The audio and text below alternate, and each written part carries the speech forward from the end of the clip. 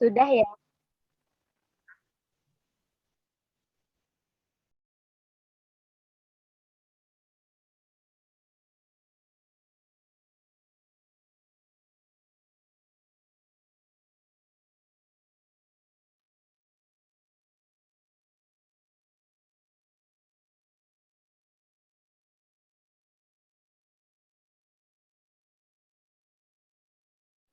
Udah kelihatan kah?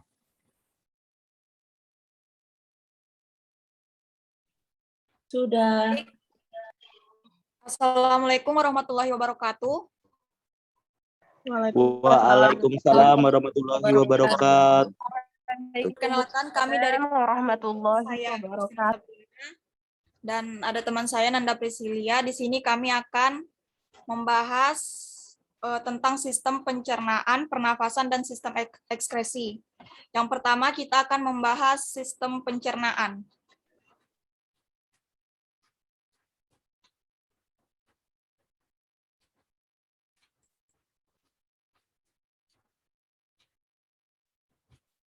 Sistem pencernaan atau sistem gastrointestinal yang dimulai dari mulut sampai anus adalah sistem organ dalam manusia yang berfungsi untuk menerima makanan, mencernanya menjadi zat-zat gizi dan energi, menyerap zat-zat gizi ke dalam aliran darah, serta membuang bagian makanan yang tidak dapat dicerna atau merupakan zat sisa proses tersebut dari tubuh.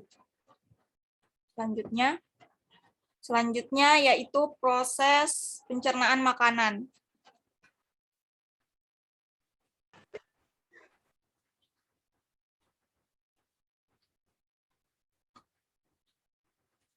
Slide-nya sih lanjut.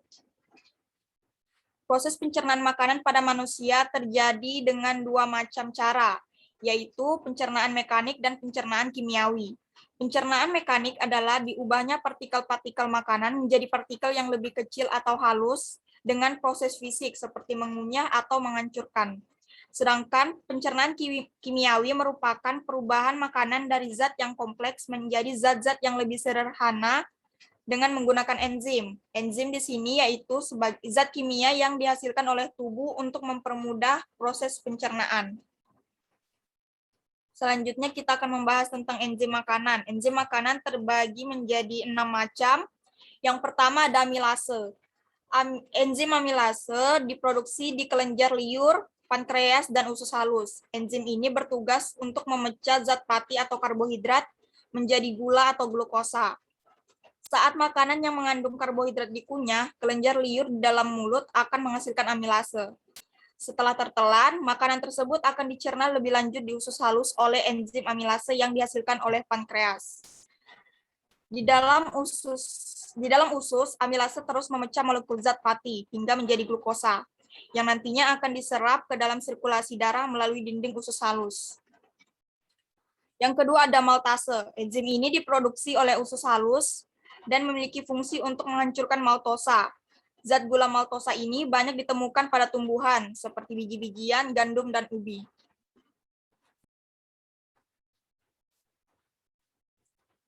Selanjutnya ada enzim protease.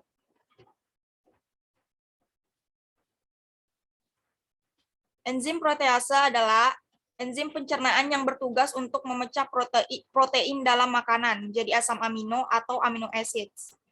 Enzim ini diproduksi di lambung, pankreas, dan usus halus. Terdapat beberapa jenis enzim protase, yaitu pepsin atau enzim pencernaan utama di dalam lambung, tripsin, dan himotripsin. Selanjutnya ada lipase. Lipase adalah enzim yang memiliki tugas memecah lemak menjadi asam lemak dan gliserol atau zat gula yang mengandung alkohol. Organ tubuh yang berperan dalam menghasilkan enzim ini adalah pankreas dan usus dan lambung. Enzim lipase juga ditemukan di dalam ASI. Fungsinya untuk membantu bayi mencerna molekul lemak saat menyusui. Selanjutnya ada laktase. Laktase adalah enzim pencernaan yang memecah gula laktosa. Gula ini ditemukan dalam susu dan makanan atau minuman yang terbuat dari susu. Orang dengan intoleransi laktosa seringkali disarankan untuk mengkonsumsi enzim laktase tambahan saat mengonsumsi susu. Selanjutnya ada sukrase. Sukrase adalah enzim yang diproduksi oleh usus halus. Fungsi enzim ini adalah memecah sukrosa menjadi gula sederhana, seperti fruktosa dan glukosa. Gula sukrosa banyak ditemukan pada tanaman, seperti tebu, sorghum, dan bit gula. Sukrosa juga ditemukan pada madu, namun dalam jumlah yang sedikit. Selanjutnya kita akan membahas fungsi bakteri dalam sistem pencernaan. Yang pertama ada Lactobacillus acidophilus. Lactobacillus acidophilus yakni bakteri yang banyak digunakan dalam pembuatan makanan yang mengandung probiotik. Anda bisa menemukannya dalam yogurt dan produk fermentasi kedelai seperti tempe dan tahu. Suplemen mengandung mikroba ini umum digunakan untuk mengatasi infeksi pada vagina atau vaginosis. Selain itu, Lactobacillus acidophilus juga membantu pengobatan diare pada anak-anak maupun dewasa. Yang kedua ada Lactobacillus salivarius. Lactobacillus salivarius biasanya ditemukan dalam saluran pencernaan manusia dan produk-produk fermentasi. Bakteri baik ini merupakan salah satu mikroba yang muncul paling awal di dalam rongga mulut dan usus, tidak lama setelah Anda lahir. Di dalam tubuh, Lactobacillus salivarius menghambat pertumbuhan Helicobacter pylori, yaitu bakteri jahat yang menyebabkan tukak lambung. Mikroba ini juga bisa mematikan patogen lain di dalam mulut yang menjadi penyebab bau mulut. Yang ketiga adalah Lactobacillus rhamnosus. Usus Anda merupakan rumah bagi beragam bakteri yang menguntungkan, termasuk Lactobacillus rhamnosus. Manfaatnya bagi kesehatan diantaranya mengatasi gejala gangguan pencernaan, menjaga kesehatan usus, dan mencegah infeksi pada gusi. Yang keempat ada Lactobacillus plantarum. Produsen makanan kerap memanfaatkan Lactobacillus plantarum untuk membantu acar sayuran, sauerkraut, dan biang roti. Begitu banyak dalam tubuh, Lactobacillus plantarum akan memperkuat pertahanan sistem imun dan melawan bakteri penyebab penyakit. Yang kelima, Streptococcus thermophilus. Tubuh manusia membutuhkan enzim laktase untuk mencerna laktosa pada susu. Salah satu penghasil enzim pencernaan tersebut yaitu Streptococcus thermophilus. Anda dapat menemukannya di dalam usus serta produk susu berupa yogurt dan keju. Selanjutnya yang keenam ada Saccharomyces boulardii. Saccharomyces boulardii sebenarnya bukan bakteri, melainkan ragi yang memiliki sifat seperti probiotik. Mikroba ini biasanya digunakan untuk mengatasi dan mencegah diare, termasuk diare akibat infeksi rotavirus pada anak-anak. Yang ketujuh ada Bifidobacteria inflotis. Bifidobacteria merupakan mikroba bermanfaat yang paling banyak menghuni usus Anda. Bakteri yang sudah muncul sejak Anda lahir ini berpotensi mengurangi gejala irritable bowel syndrome atau IBS, seperti sakit perut dan perut kembung. Ada lebih 30 jenis Bifidobacteria. Dan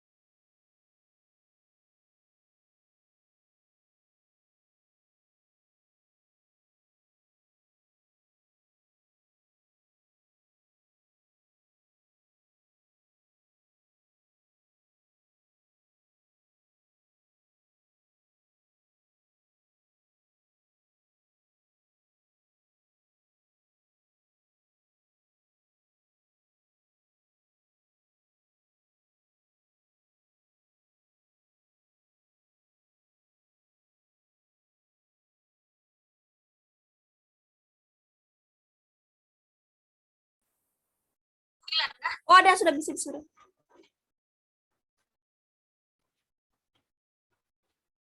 Selanjutnya, mohon maaf tadi ada jaringan. Selanjutnya ada Bifidobacteria lactis. Sebagai bakteri baik, Bifidobacteria lactis tidak hanya menyehatkan pencernaan Anda. Mikroba yang banyak terdapat dalam produk fermentasi sayuran ini juga membantu mengendalikan kadar kolesterol sehingga bermanfaat bagi kesehatan jantung. Bifidobacteria lactis di dalam tubuh bayi juga mempunyai peran khusus, yakni membantu mencerna laktosa yang terkandung dalam air susu ibu atau ASI. Tanpa mikroba ini, proses penguraian laktosa tentu lebih berat karena tubuh membutuhkan enzim laktase. Manusia tidak hidup sendiri bersama tubuhnya, melainkan bersama jutaan bakteri yang tersebar di berbagai organ di dalam tubuh. Dari sekian banyak jenis, ada sebagian yang menguntungkan tubuh dan bahkan membantu menghalau penyakit.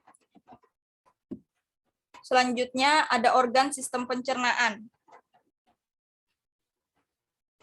Organ sistem pencernaan yang pertama ada rongga mulut. Mulut merupakan rongga terbuka tempat masuknya makanan dan air.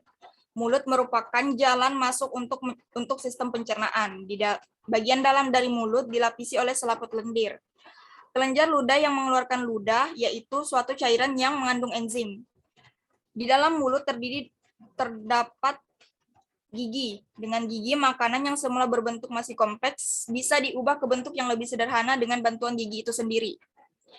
Di dalam mulut juga terdapat lidah yang berfungsi bisa mengecap rasa makanan baik rasa manis, asin, asam maupun rasa pahit sekalipun. Selain itu, lidah juga membantu dalam menelan makanan dan pencampuran makanan di dalam mulut. Selanjutnya ada tenggorokan atau faring. Tenggorokan atau faring merupakan penghubung antara rongga mulut dan kerongkongan. Di dalam lengkung faring terdapat tonsil atau amandel yang merupakan pertahanan terhadap infeksi. Selanjutnya esofagus. Setelah melewati rongga mulut dan tekak, makanan yang sudah dicerna akan masuk menuju organ selanjutnya yaitu kerongkongan. Di organ ini, makanan tidak mendapat pencernaan, karena kerongkongan merupakan saluran yang menghubungkan antara rongga mulut itu sendiri dengan lambung. Di dalam kerongkongan terdapat gerak peristaltik, yaitu proses di mana berkontraksinya dinding-dinding kerongkongan aktif dan meremas-remas makanan sehingga makanan yang menuju organ selanjutnya, yaitu lambung. Selanjutnya ada lambung.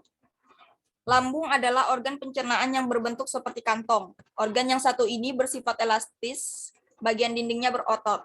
Dikarenakan sifat dari lambung yang elastis, apabila lambung dalam keadaan kosong, tidak akan ada makanan, dinding lambung akan mengempis. Sebaliknya, jika ada makanan di dalam lambung, dinding lambung akan mengembang setelah diberi makanan. Di lambung, makanan mengalami pencernaan kembali. Makanan akan mengalami pencernaan mekanik dan kimiawi. Bagian dalam lambung terdiri dari yang namanya getah lambung. Getah lambung akan menghasilkan namanya asam lambung dan enzim-enzim. Asam lambunglah yang akan bertugas untuk membunuh bibit-bibit penyakit atau kuman-kuman yang ada dalam makanan. Sementara enzim yang berada di dalam lambung yaitu enzim peksin dan renin.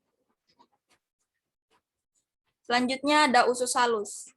Bagian dari saluran pencernaan yang terletak di antara lambung dan usus besar. Dinding usus halus kaya akan pembuluh darah yang mengangkut zat-zat yang diserap ke hati.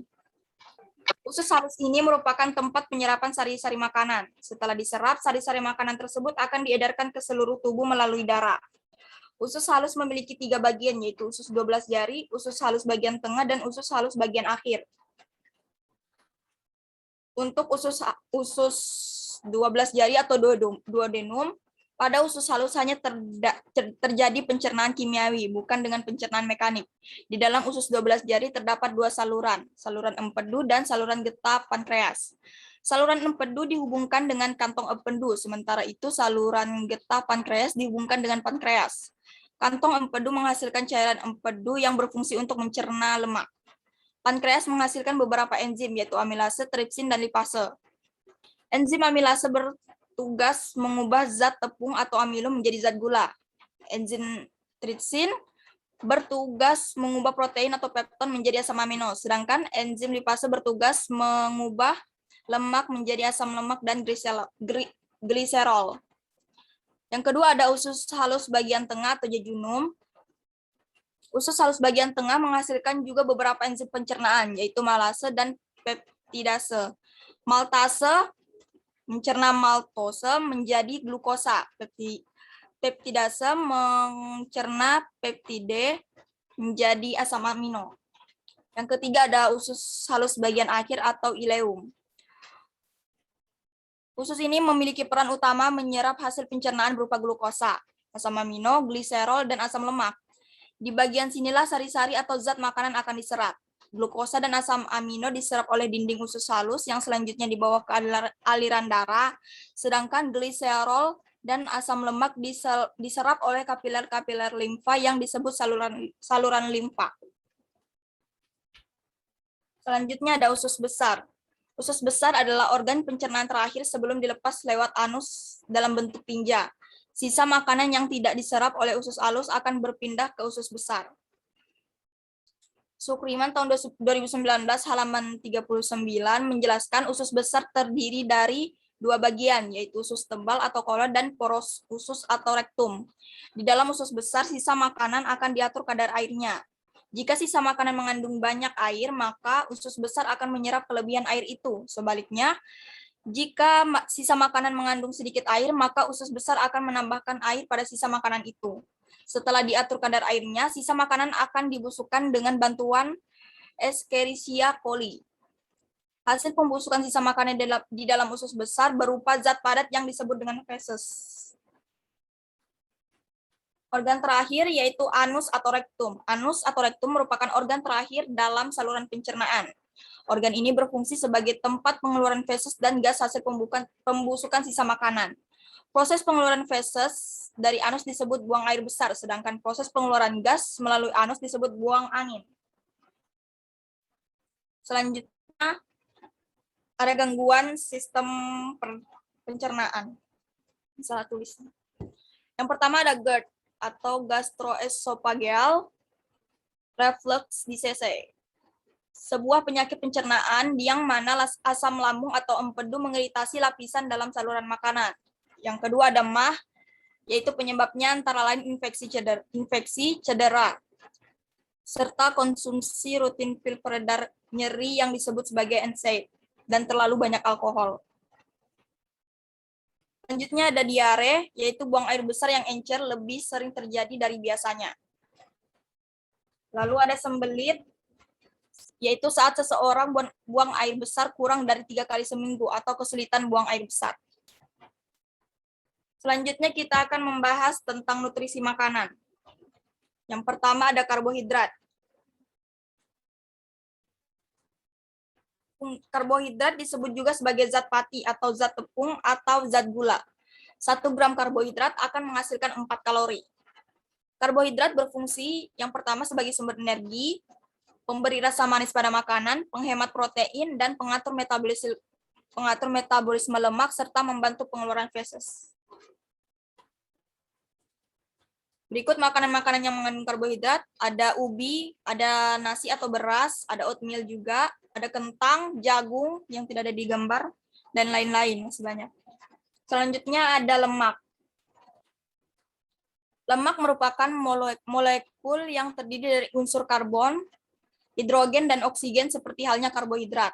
Fungsi utama lemak adalah memberikan tenaga kepada tubuh. 1 gram lemak dapat dibakar untuk menghasilkan 9 kalori yang diperlukan tubuh. Fungsi lemak antara lain sebagai sumber energi, alat angkut vitamin larut lemak, menghemat penggunaan protein, memberikan rasa kenyang dan kelezatan, sebagai pelumas dan membantu pengeluaran sisa pencernaan, memelihara suhu tubuh, dan pelindung organ tubuh. Lemak dibagi menjadi 2, ada lemak trans dan lemak baik. Berikut contoh-contoh makanannya. Selanjutnya, protein. Protein diperlukan untuk pembentukan dan perbaikan semua jaringan di dalam tubuh, termasuk darah, enzim, hormon, kulit, rambut, dan kuku. Protein pembentukan hormon untuk pertumbuhan dan mengganti jaringan yang aus, perkembangan seks, dan metabolisme. Di samping itu, protein juga berguna untuk melindungi supaya keseimbangan asam dan basa di dalam darah dan jaringan terpelihara. Selain itu juga mengatur keseimbangan air di dalam tubuh. Fungsi protein antara lain membangun sel tubuh, mengganti sel tubuh, membuat air susu, enzim, dan hormon, membuat protein darah, menjaga keseimbangan asam basa cairan tubuh, serta pemberi kalori. Berikut contoh-contoh makanan yang mengandung protein. Selanjutnya adalah vitamin.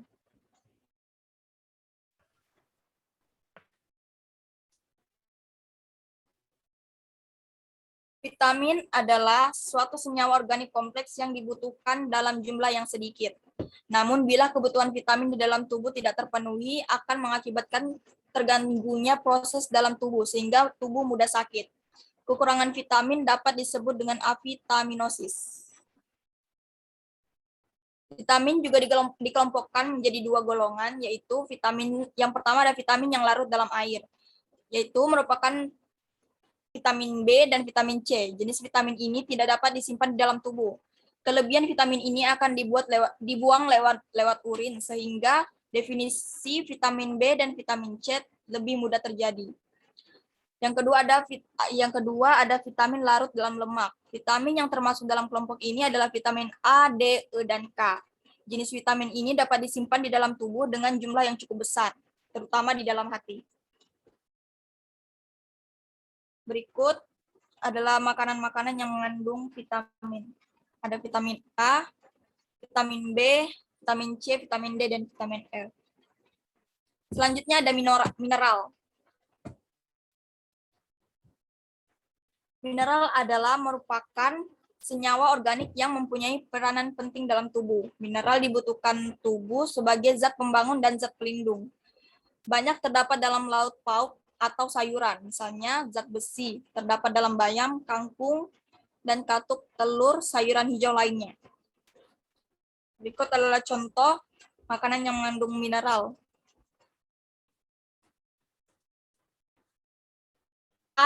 Air merupakan komponen terbesar dalam struktur tubuh manusia. Kurang lebih 60-70% berat badan orang dewasa berupa air, sehingga air sangat diperlukan oleh tubuh. Air berfungsi sebagai zat pembangun yang merupakan bagian dari jaringan tubuh, dan sebagai zat pengatur yang berperan sebagai pelarut hasil-hasil pencernaan. Menurut Joko Pekik Irianto, sebagai komponen terbesar, air memiliki manfaat yang sangat penting, yaitu yang pertama, sebagai media transportasi zat-zat gizi, membuang sisa-sisa metabolisme, hormon ke organ sasaran atau target organ, mengatur temperatur tubuh terutama selama aktivitas fisik, serta mempertahankan keseimbangan volume darah.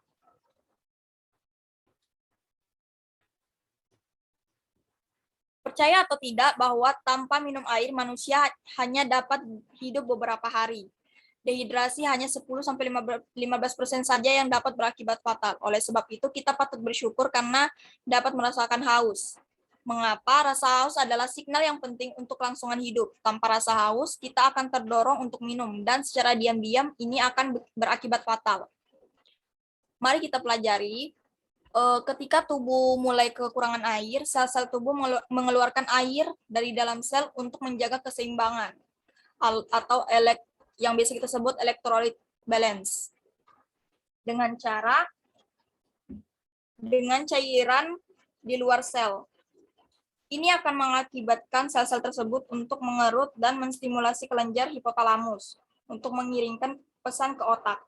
Sensori input inilah yang kita alami sebagai rasa haus. Selanjutnya kita akan membahas tentang cara membaca label makanan.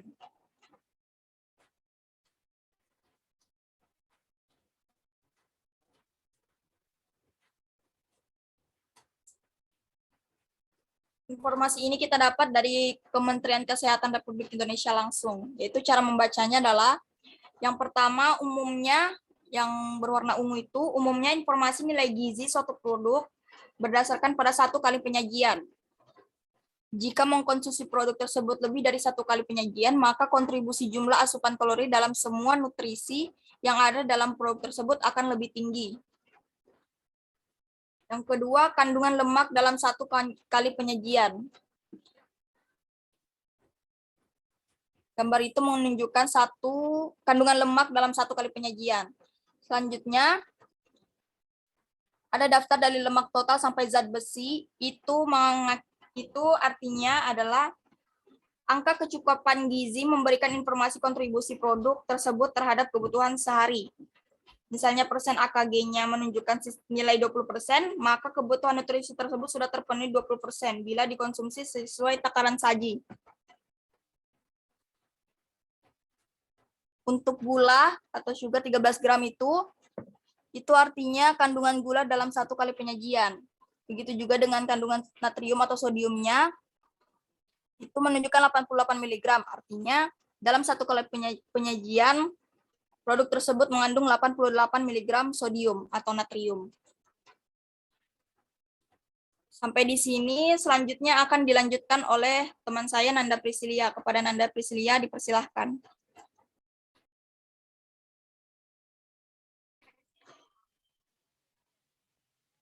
Next week, saya akan melanjutkan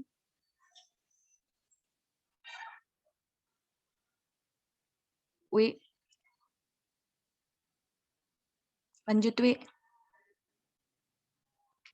sistem pernapasan.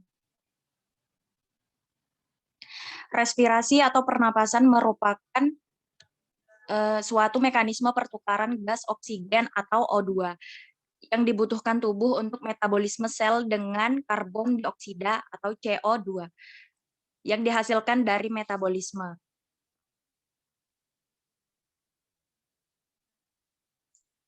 Proses pernapasan yang pertama ada inspirasi, merupakan fase yang diawali dengan berkontraksinya otot antar tulang rusuk sehingga membuat rongga dada terangkat atau membesar.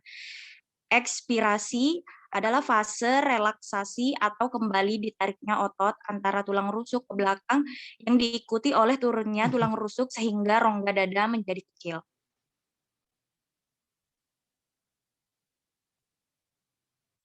Next week.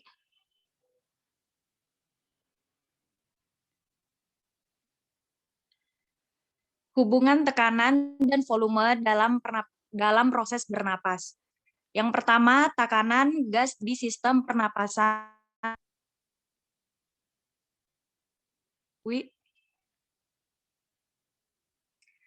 Saya ulang, yang pertama ada tekanan gas di sistem pernapasan manusia dapat terjadi akibat perubahan volume paru-paru membesar atau saat menghirup napas. Tekanan akan turun sehingga udara masuk ke paru-paru. Bila volume paru-paru menurun atau saat menghembuskan nafas, tekanan akan naik dan udara tertekan keluar paru-paru. Yang kedua, volume maksimal udara yang dapat diinspirasi setelah selesainya suatu siklus nafas tenang. Kapasitas inspirasi adalah jumlah dari volume tidal dan volume cadangan. Cadangan inspirasi. Yang ketiga ada volume udara yang tersisa di paru pada akhir siklus nafas tenang merupakan jumlah dari volume cadangan ekspirasi dan volume residu. Yang keempat, volume udara yang dapat diinspirasi maksimal dan diekspirasi maksimal pada satu siklus nafas, merupakan penjumlahan dari volume cadangan, ekspirasi, atau volume tidal. Yang kelima, volume paru total yang dihitung dari jumlah kapasitas vital dan volume sisa.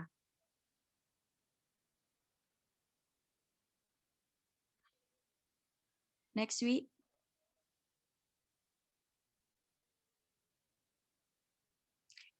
Pernapasan dada. Pernapasan dada merupakan pernapasan yang melibatkan otot tulang antar rusuk. Mekanisme berikut ini. Yang pertama ada fase inspirasi atau pemasukan dada. Ketika tulang rusuk berkontraksi, maka tulang rusuk akan terangkat sehingga volume rongga dada akan membesar.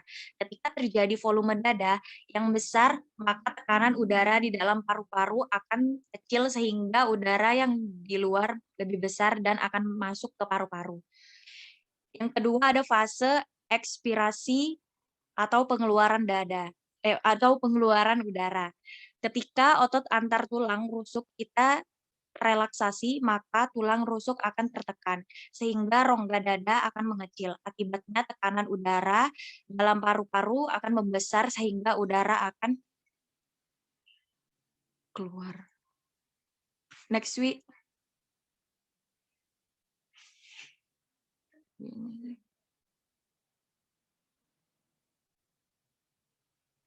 Ini adalah gambar dari pernapasan dada. Ada inspirasi, ada ekspirasi.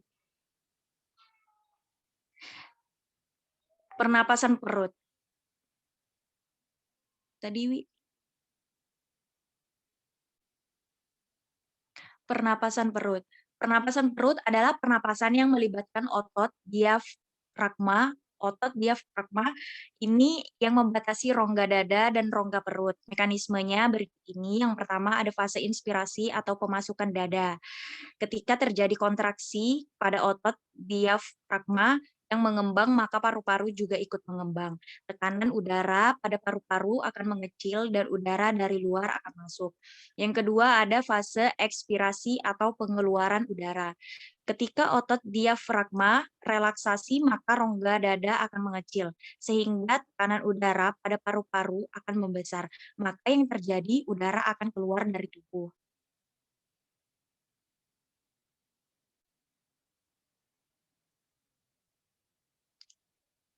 Next week.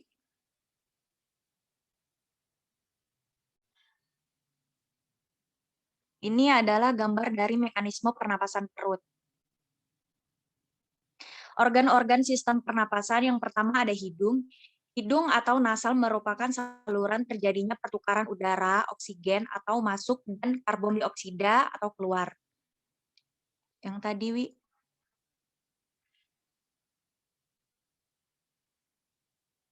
Di dalamnya terdapat bulu-bulu yang berguna untuk menyaring udara, debu, dan kotoran yang masuk ke dalam lubang hidung. Yang kedua ada faring, penghubung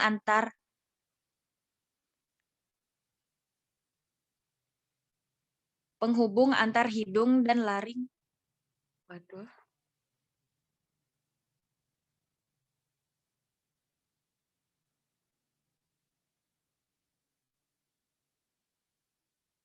Yang ketiga ada laring, menyaring kotoran atau benda asing dari udara yang akan masuk. Yang keempat ada trakea, menyalurkan udara dari dan menuju paru-paru dengan menghubungkan laring dan bronkus. Yang kelima ada bronkus, saluran untuk mengantarkan udara yang sudah disaring ke paru-paru. Yang keenam ada paru-paru, menukar oksigen dari udara dengan karbon dioksida dari darah.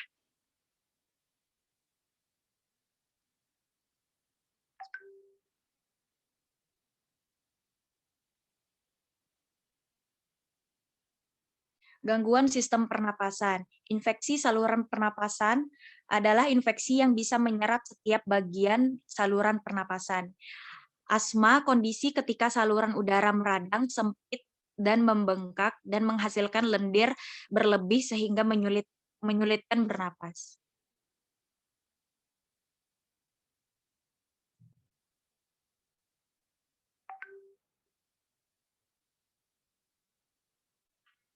Next week.